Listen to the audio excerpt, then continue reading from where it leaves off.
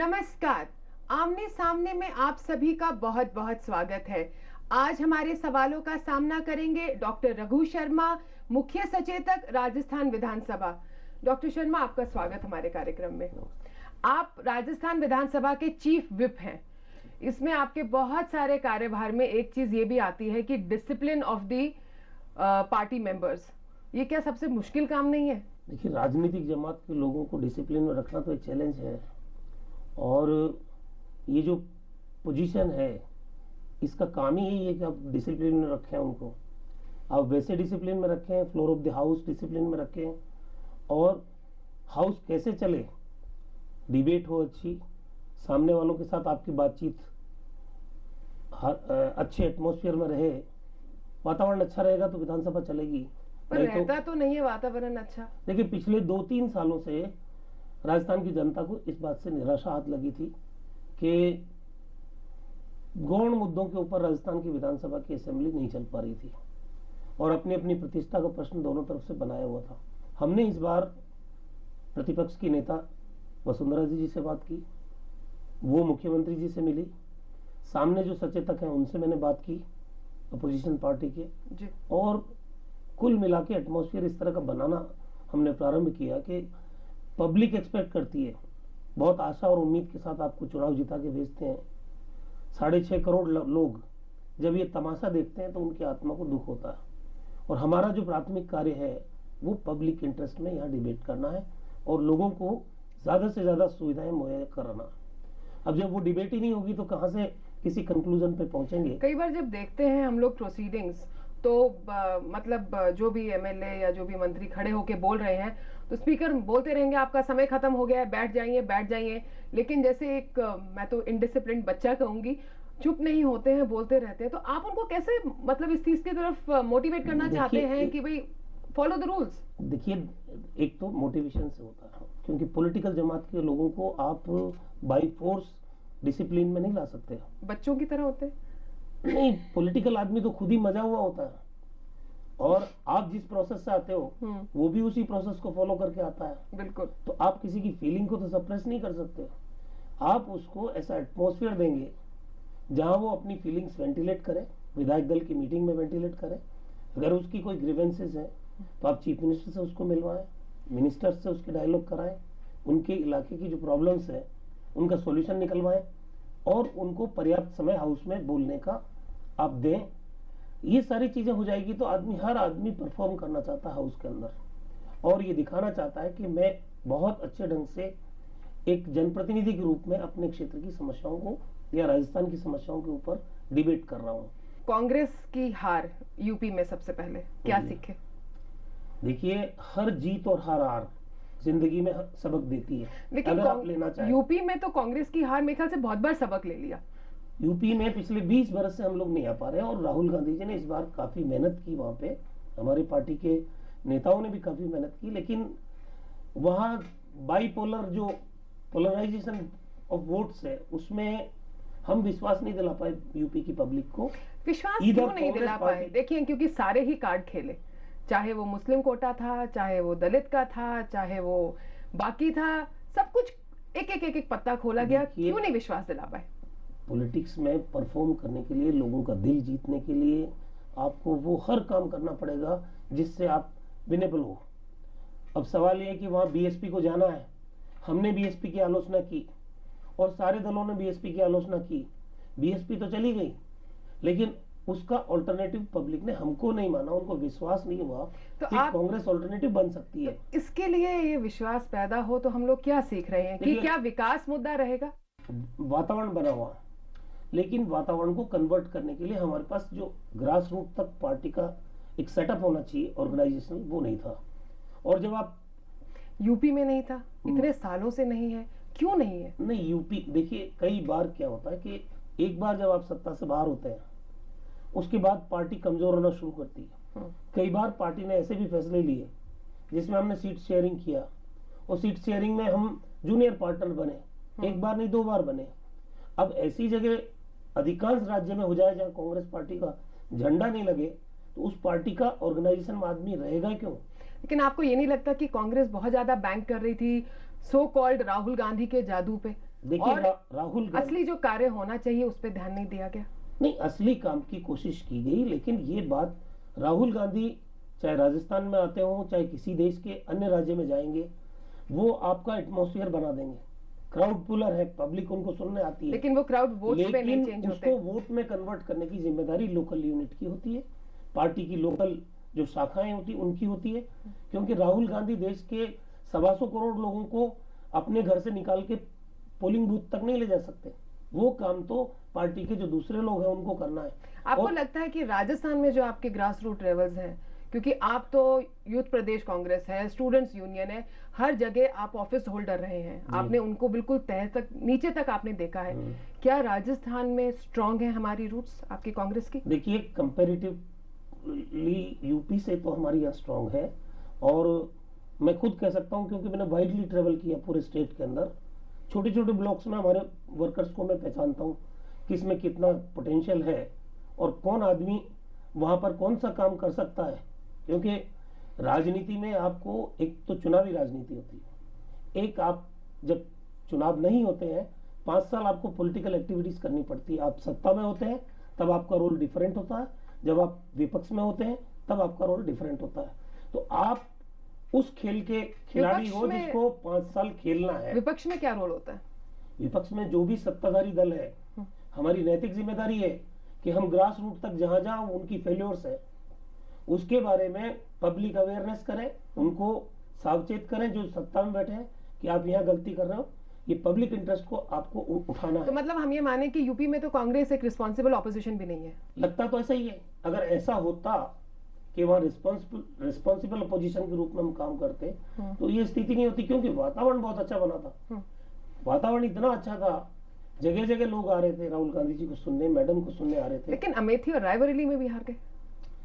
अमेठी रायबरेली में पिछली बार 7 सीटें जीती थी हमने 10 में से, और इस बार हम 2 ही जीत पाए। तो जो स्टेट का वातावरण होता है उससे अमेठी रायबरेली अलग थोड़ी है। सवाल आपसे और भी हैं, लेकिन एक छोटे से ब्रेक के बाद हम ब्रेक के बाद अभी वापस आते हैं, कहीं जाना नहीं।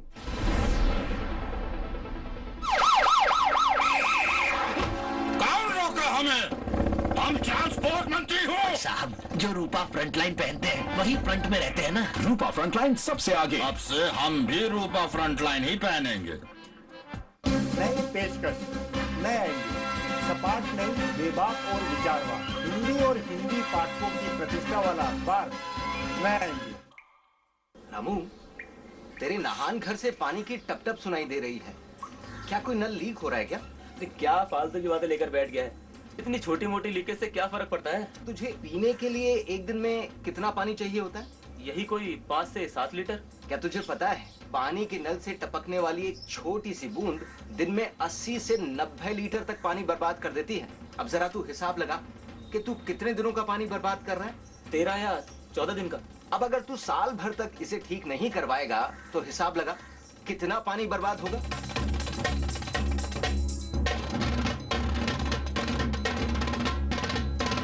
समझ गया दोस्त, तुमने तो मेरी आंखें ही खोल दी। ये तो एक तरह से पानी की बर्बादी ही हुई। पानी व्यर्थ न बहाओ, जितनी जरूरत हो उतना खपाओ। सीसीडीयू राज्य जल व स्वच्छता मिशन राजस्थान द्वारा जनहित में प्रसारित। अभी भाई बोले तो चोरी करने का धंधा ही बंद हो गया। शेर में नया इंस्पेक्टर। अरे नहीं भाई, अभी बोले तो घर घर में जीनस का इन्वर्टर आ गया। फ्यूज निकाल के चोरी करने का चांस ही नहीं। जीनस भारत का सबसे ज्यादा बिकने वाला साइन वेव इन्वर्टर। जीनस जहां पावर वहां। भाई कोई नया धंधा बता ना।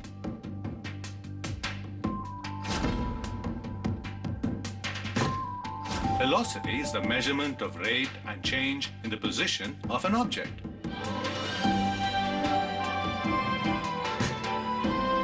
With 16 years of excellence in education, Maharana Pratap Group of Institutions presents Pratap University, Jaipur, a blend of fine education. मजबूत चट्टानों से बनता है रॉक स्ट्रॉन्ग सीमेंट, जो देश को बनाए रॉक स्ट्रॉन्ग सीमेंट। सोने का रेट तो बढ़ता ही जा रहा है और इसकी शादी तक क्या पता कहाँ पहुँचेगा। टेंशन मत लो, पीसी ज्वेलर की ज्वेल्स फॉर लेस स्कीम है ना, जिसमें 12 किश्तें देंगे हम और 2 किश्तें देंगे पीसीजे। है ना फायदे का सौदा? Jeweller for generations, PC jeweller. देखती हो जिंदगी तो उठ के बैठ जाए टेस्ट की उंगलियां दिमाग को खुद बताए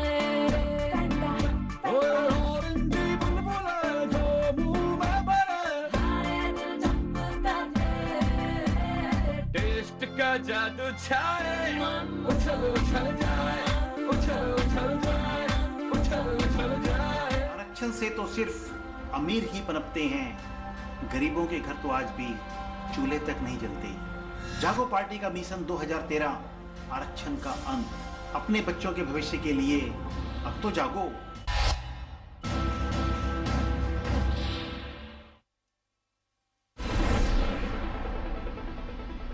ब्रेक के बाद आप सभी का स्वागत है। आमने सामने में हमारे साथ हैं डॉक्टर रघु शर्मा।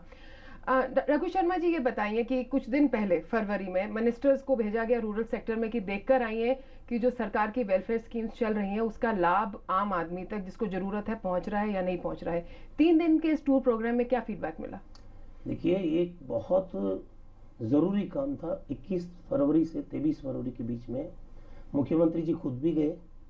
मेरी अपनी कॉन्स्टिट्यूंसी में हमने बहुत बड़ा प्रोग्राम किया और 3 दिन तक पूरे जो भी प्रभारी मंत्री थे वो राजस्थान के अलग अलग जिले में गए और पंचायत समिति मुख्यालय, पंचायत मुख्यालय पे जाके गवर्नमेंट ने जो स्कीम्स लॉन्च की है, 10 लाख मकान गरीब आदमियों को जो कच्चे मकानों में रहते हैं, जिनको मकान का सपना पूरा करके हमारी सरकार दे रही है, उन मकानों की प्रगति क्या है, लोगों को पैसे की पहली किस्त मिली या नहीं मिली, दूसरी किस्त कब मिलेगी, समय पे उनके मकान बनेंगे कि नहीं बनेंगे। समय पे मकान लेकिन कई जगह नहीं बन रहे हैं और उससे ये हाल हुआ है कि जो कीमत है वो बढ़ गई है और गरीब आदमी के पास इतना पैसा नहीं कि वो बड़ी बड़ी कीमतें दे सके। इसीलिए मुख्यमंत्री जी ने उनको भेजा। दूसरा, मुफ्त दवा योजना की जो स्कीम चालू की है मुख्यमंत्री जी ने, ऐतिहासिक स्कीम है। इसके अलावा जननी शिशु सुरक्षा योजना, 2 रुपए किलो गेहूं का। राजस्थान गवर्नमेंट के जो फ्लैगशिप, सेंट्रल गवर्नमेंट और राजस्थान गवर्नमेंट के 16 कार्यक्रम ऐसे हैं जिनको फ्लैगशिप कार्यक्रम। फीडबैक क्या मिला रघु जी? फीडबैक अच्छा बुरा दोनों तरह का होता है। कई जगह हम संतोष कर सकते हैं और कई जगह हमको सुधार करने की जरूरत है और उस सुधार की दिशा में जब मंत्रियों ने अपनी रिपोर्ट दी है तो सरकार अपनी तरफ से वो सारे प्रयास कर रही है। जैसे एक बहुत बड़ा फीडबैक आया कि पावर कट जो हो रहा था, उस पावर कट की वजह से रूरल जो राजस्थान था वहां के लोग बहुत परेशान थे, किसान भी परेशान था। मुझे ये कहते हुए खुशी है कि मुख्यमंत्री जी ने तुरंत उस समस्या पे ध्यान दिया और अब बहुत नॉमिनल पावर कट है जो भी आने वाले समय में दूर हो जाएगा। तो ऐसे अगर फीडबैक आता है और वो भी आपके सहयोगी जाके लेके आते हैं तो उस पर ट्रस्ट करते हुए सरकार फैसले लेती है। आने वाले समय में वो जो 3 दिन का फीडबैक था उसके आधार पर कई महत्वपूर्ण फैसले होंगे और सबसे बड़ा जो बात है, 26 तारीख को राजस्थान का नया बजट आ रहा है। बिल्कुल क्षेत्रीय आवश्यकताओं को ध्यान में रखते हुए, हर वर्ग को ध्यान में रखते हुए, राजस्थान की भौगोलिक परिस्थिति को मद्देनजर रखते हुए और राजस्थान के विकास को दृष्टिगत रखते हुए ये जो बजट है, ये बजट ऐतिहासिक बजट होगा राजस्थान के। मैं इसमें एक चीज और जोड़ दूं कि कांग्रेस में यूपी में जो हारी है उसको भी रखा मद्देनजर कहीं कि थोड़ा सा सॉफ्ट बजट दें, लोग पहले बहुत परेशान है। पिछली बार भी टैक्स नहीं लगाए थे और पिछली बार का बजट भी इतना शानदार दिया था हमारे मुख्यमंत्री जी ने कि विपक्ष उसकी आलोचना नहीं कर पाया था। नॉर्मली जब हम कहीं गलती कर जाते हैं तो सामने जो बैठा हुआ है प्रतिपक्षी दल वो आपकी आलोचना करेगा, लेकिन पिछले बजट में बोलने को उनको कुछ नहीं मिला। और इस बार का बजट तो मैं आज कह रहा हूं आपको कि राजस्थान के आम और आवाम की भावनाओं को देखते हुए, राजनीति में मैंने आपको कहा परिणाम अच्छे बुरे आते रहते हैं, लेकिन राजस्थान की जनता ने जो हमको काम दिया है उनके वेलफेयर का डेमोक्रेटिक तरीके से निर्वाचित करके हमारी जिम्मेदारी बनती है कि हम हर साल अच्छा बजट लाएं। अगले इलेक्शंस में आप लोगों का मुद्दा ये रहेगा, एंटी करप्शन की जगह हम लोग वेलफेयर स्कीम्स और विकास पे जोर देंगे। मैं आपको हमारी सरकार का स्लोगन है संवेदनशील, पारदर्शी और जवाबदेह, और उसके ऊपर मैं कह रहा हूँ गुड गवर्नेंस और इकोनॉमिकली जो आपको क्या कहते हैं उसको एक अच्छा अकाउंटेंट। गुड गवर्नेंस की एक सोच ये भी तो है ना कि भाई सरकारें और मंत्री तो आते जाते रहते हैं, इस देश को तो ब्यूरोक्रेसी चलाती है। हाँ, ये कहते हैं लोग, लेकिन ये हमारी जिम्मेदारी है जो राजनीति में बैठे हुए हैं कि घोड़े पे सवारी करना तो आपको आना चाहिए। आज कोई भी काम अगर काबिल आदमी को दिया जाता है तो ये सवाल नहीं उठेगा। जहां कहीं भी कमजोर आदमी बैठेगा वहां ये सवाल उठता है, जहां जो बात आप कह रही हैं। आपको लगता है कि कांग्रेस को अब एक ऐसे समय पर आ गया है जब इनको सोचना पड़ेगा कि आगे क्या राह लेनी है? क्या हमें एक गांधी परिवार का नाम छोड़ के और कुछ और सोचना चाहिए? देखिए, गांधी परिवार में जो करिश्मा है, करिश्मा तो देख लिया रघु जी। मेरी बात सुनिए आप। ये देश की जनता इतनी खुदगर्ज है कि अगर उनमें करिश्मा नहीं हो तो एक नहीं फटके उनके पास जाके। जब उनके नाम से भीड़ आती है, उनके नाम से वोट लेते हो, उनके नाम से सारी चीजें होती है, तब सैल्यूट करते हो। इस देश के अंदर इंदिरा गांधी को नमस्ते किया है इंदिरा गांधी के करिश्मे की वजह से। राजीव गांधी को नमस्ते किया है राजीव गांधी के व्यक्तित्व की वजह से। पार्टी बिल्कुल बिखराव के कगार पे थी और कांग्रेस के लोग आम तौर पर छोड़ के बीजेपी में नहीं जाते हैं, लेकिन हमारी पार्टी के लोग बीजेपी में जाने लग गए। उस दौर में सोनिया गांधी जी ने पार्टी का नेतृत्व संभाला और मैं आज गौरव के साथ कह रहा हूं, करिश्मा नहीं होता अगर उनमें, तो जिस पार्टी का अस्तित्व संकट में आ गया उसको न केवल वो सत्ता में ले आए बल्कि राज्यों में भी हमारी सरकार बनने लगी और कांग्रेस संगठन मजबूती के साथ देश की जनता को फिर से नजर आने लगा। लेकिन अब फिर से स्थिति डामाडोल है, तो क्या करना चाहिए? 126-27 साल हो गए कांग्रेस के सफर को, जिसमें आजादी का आंदोलन है और जिसमें देखिए आजादी वाली कांग्रेस ये नहीं थी। नहीं, कांग्रेस तो देखिए एक बात बताऊं, नाम वो बेशक रहा हो। आपका परिवार जो आजादी के पहले था, जो पुरानी पीढ़ियां, वो आज नहीं है और जो आने वाली पीढ़ियां वो भी नहीं रहेंगी। बिल्कुल, ये परिवर्तन तो सामाजिक परिवर्तन की झलक है हर राजनीतिक दल में। कांग्रेस उसके लिए अकेली जिम्मेदार नहीं है। जो एटमॉस्फेयर आजादी के पहले देश में था वो आज देश का एटमॉस्फेयर नहीं है। जो लोग उस वक्त थे वो लोग आज देश में नहीं है। मैं तो जो नेता उस वक्त थे वो नेताओं से हम उम्मीद ना करें। बिल्कुल नहीं नेता। और मैं आज कहना चाहता हूं कि इतना लंबा सफर जिस पार्टी ने तय किया हो, दुनिया के इतिहास में इतना बड़ा इतिहास किसी दूसरे राजनीतिक दल का नहीं है और हर बार ये उतार और चढ़ाव के दौर से गुजरी है। और जब भी उतार आया कांग्रेस पार्टी में, लोगों ने ऐसा महसूस किया है कांग्रेस एक नई ताकत के साथ खड़ी हुई है। इसलिए हम ये महसूस करते हैं कि हमारा इतिहास हमारे सामने है। लगता है लोगों को कमजोरी है, लेकिन आने वाले टाइम में जो कांग्रेस का स्वरूप सामने आएगा राहुल जी के नेतृत्व में, आप देखेंगे कि अपने आप, क्योंकि रिजल्ट ऐसे आए हैं इसलिए लोग बोलने लग गए। एक जमाना ऐसा था जब राजीव गांधी जी के नेतृत्व में कांग्रेस हार गई चुनाव 89 में, राजस्थान में 25 सीट हार गई, तो हमारी पार्टी में राजीव गांधी के खिलाफ बोलने लग गए लोग बाग जो बोलते नहीं थे। और जिस वक्त वापस कांग्रेस सत्ता में आई वो दुबक गए, निकल गए बाहर। इसलिए ये जो चीजें हैं ये पॉलिटिकल लाइफ का हिस्सा है, ये हिस्सा है राजनीति का। आपकी कॉन्स्टिट्यूंसी में अभी अजमेर की जो केकरी की कॉन्स्टिट्यूंसी है उसमें अभी Congress affairs party incharge Mukul Wasnik ji हैं जी। वो डॉक्टर चंद्रभान, अशोक गहलोत सब ने एक सभा संबोधित करी और वहां पर करा। थोड़ा संक्षिप्त में बताइए कि क्या एम ऑब्जेक्टिव था और क्या निकला? 15 करोड़ की लागत से वहाँ हॉस्पिटल बन रहा है। 125 किलोमीटर की रेडियस में पिछले 65 साल से हॉस्पिटल नहीं था वहाँ। अच्छा। और ये आजादी के बाद सबसे बड़ी मांग थी उस इलाके की। राजीव गांधी आईटी सेंटर जो 26-27 लाख 29 लाख की लागत से बना, उसका उद्घाटन किया। अच्छा। कांग्रेस भवन जो राजीव गांधी जी के नाम से हम बना रहे हैं उसका उद्घाटन किया। हमारी जो कृषि उपज मंडी है उसमें शेड जो प्रोटेक्शन के लिए बनाया उसका उद्घाटन किया। उन्होंने क्रय विक्रय का गोदाम है हमारा कोऑपरेटिव सेक्टर में, उसका उद्घाटन किया। हमारा किसान सम्मेलन हुआ, कांग्रेस के वर्कर का सम्मेलन हुआ और आपका चैनल लाइव कर रहा था। आपने ये कहा कि नहीं, कांग्रेस की स्ट्रॉन्ग होल्ड बहुत है राजस्थान में, और फिर डॉक्टर चंद्रभान ने कुछ क्लैरिफाई करा, इसकी जरूरत क्यों महसूस हुई?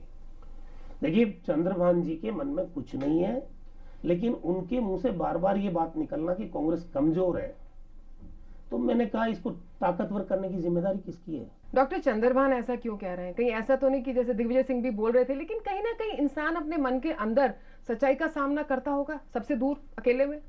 हो सकता है मान लो कुछ बोल रहे हैं तो सोच समझ के बोल रहे हो, लेकिन इसको ठीक करने की जिम्मेदारी किसकी है?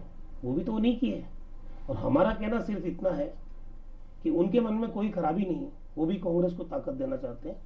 लेकिन सवाल ये कि इस चीज को कहने से आज परिवार का मुखिया है कोई और वहां उसको धन की कमी है परिवार को चलाने में, अगर वो उसको बोलेगा तो उसको बाजार से पैसा नहीं मिलेगा। इसलिए आप पीड़ा को महसूस करते हुए उसका निदान करने की तरफ आगे बढ़ो और वापस से जिस स्थिति में कांग्रेस पार्टी थी वो लेके आओ। सवाल आपसे और भी हैं, लेकिन एक छोटे से ब्रेक के बाद, हम ब्रेक के बाद अभी वापस आते हैं। आप लोग देख रहे हैं आमने सामने।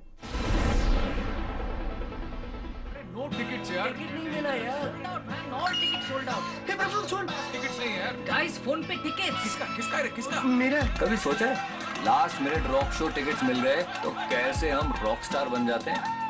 मुंबई से भेजी पहली सैलरी लखनऊ में पापा की चेस्ट का साइज कर देती है 36 से 40।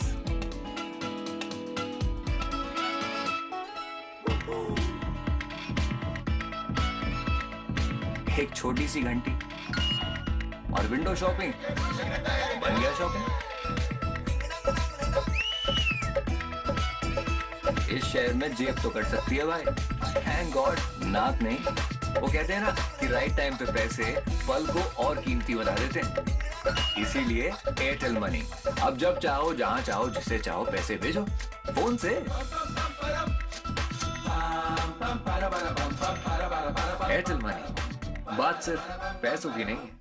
नई पेशकश, नया इंडिया, सपाट नहीं बेबाक और विचारवान, हिंदी और हिंदी पाठकों की प्रतिष्ठा वाला अखबार नया इंडिया। भाई बोले तो चोरी करने का धंधा ही बंद हो गया। शेर में नया इंस्पेक्टर। अरे नहीं भाई, अभी बोले तो घर घर में जीनस का इन्वर्टर आ गया। फ्यूज निकाल के चोरी करने का चांस ही नहीं।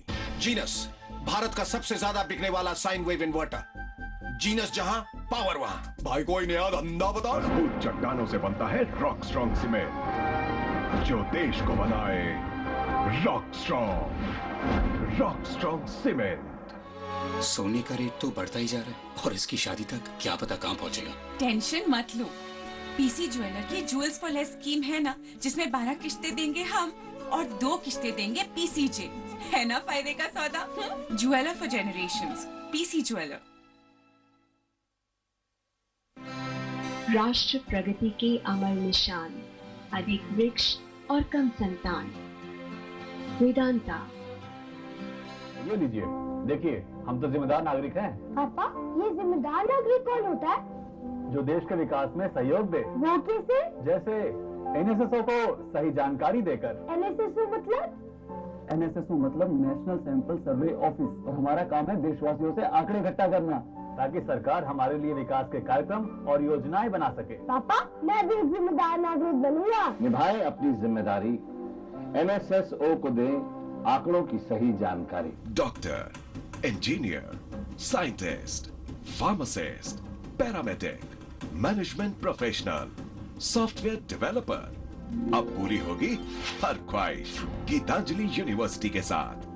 बेहतरीन इंफ्रास्ट्रक्चर, खुला विशाल कैंपस, 96% प्लेसमेंट, 1000 सीट वाले ऑडिटोरियम की सुविधा, निष्णात फैकल्टी और गेस्ट लेक्चर्स। गीतांजलि यूनिवर्सिटी। कौन रोका हमें?